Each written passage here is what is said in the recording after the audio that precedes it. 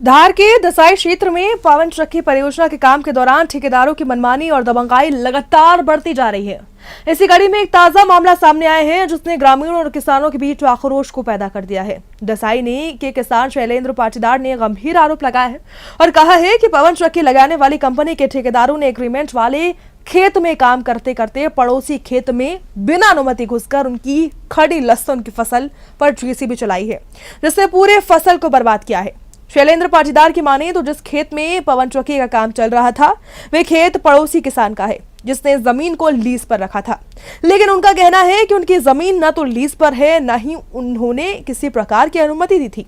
इसके बावजूद ठेकेदारों ने खेत की सीमा लांघते हुए जेसीबी को सीधे उनके खेत में उतार दिया। किसान को इस घटना की जानकारी तब मिली जब फसल लगभग कुचल चुकी थी।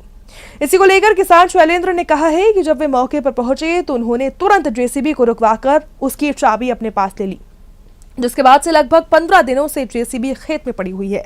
किसान का कहना है कि इतने दिनों में ना तो ठेकेदार खेत में मशीन निकालने गए हैं, ना ही नुकसान की भरपाई को लेकर अब तक उन्होंने जेसीबी मालिक से बातचीत की है। जब बातचीत की गई तो पता चला जो भी करेंगे पवन चक्की वाले करेंगे, हम कुछ नहीं कर सकते।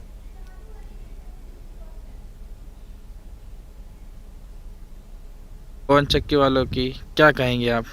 ये बिना अनुमति से मेरे खेत में गाड़ी डाल दी है इन्होंने, कोई अनुमति ली न, क्या भी काम नहीं किया मेरे से। आप क्या चाहते हैं? इसका कुछ भी निराकरण किया जाए। ये पवन चक्की वाले डालने का कारण क्या रहा?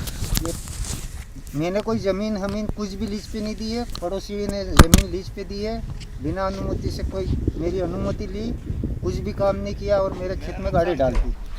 आपको फ़ोन वगैरह कुछ लगाया था इनके द्वारा? कोई भी फ़ोन होन कुछ भी नहीं लगाया मेरे को। आज ये खेत में कितने दिन से रखी हुई जेसीबी? कम से कम 15 रोज हो गए।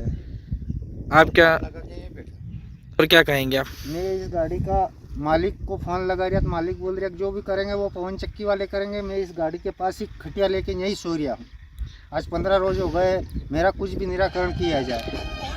और पवन चक्की वाले ने 15 दिनों में आपसे बात करनी चाहिए? कोई भी नहीं, फ़ोन उठाते भी नहीं। और